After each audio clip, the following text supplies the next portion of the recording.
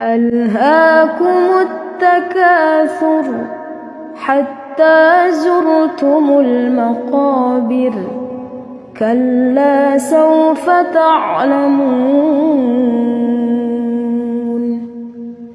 ثم كلا سوف تعلمون كلا لو تعلمون علم اليقين لترون الجحيم ثم لترونها عين اليقين ثم لتسألن يومئذ عن النعيم।